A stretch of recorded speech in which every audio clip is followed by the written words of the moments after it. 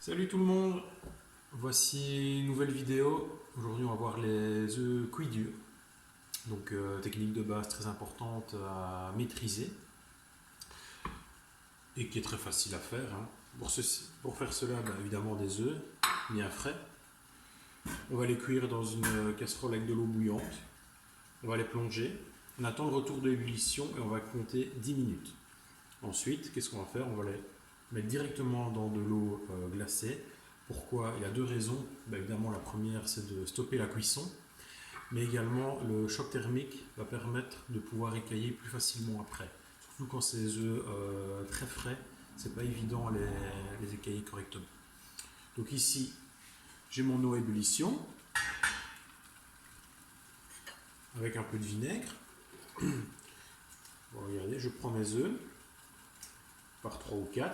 Et ce qui est très important, évidemment, c'est d'aller doucement. Pourquoi? Parce que si vous les lâchez trop vite, ils vont tomber au fond, se fissurer et tout le blanc va partir. Mais également le choc thermique, surtout s'ils sortent du frigo. Donc je les descends tout doucement. Voilà. Et hop, quand mon araignée au fond, hop, je ressoulève tout doucement. Ensuite, je reprends de nouveau les suivants. Et hop, même opération. Voilà. Et c'est tout. Tout simplement. Mon eau revient à ébullition. Je mets 10 minutes à mon timer. Je me lave les mains directement. Faut oublier qu'il y a beaucoup de bactéries sur les coquilles d'œufs, en particulier la salmonelle, qui est très dangereuse pour l'être humain. Voilà, papier jetable pour s'essuyer. Voilà. Pour gagner du temps, évidemment, j'en ai fait un à l'avance, que j'ai déjà mis dans l'eau glacée. Voilà. Qu'est-ce que je vais faire? Je vais venir légèrement le tapoter comme ça pour créer plein de petits coups, plein de petites écailles.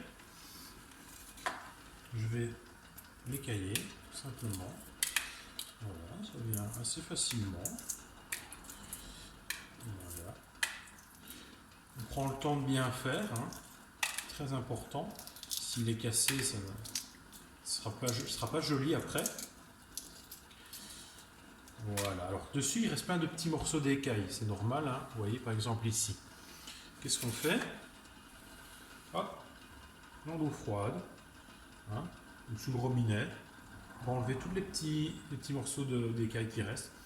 Et hop, je dépose sur un papier absorbant pour enlever l'eau qui est autour.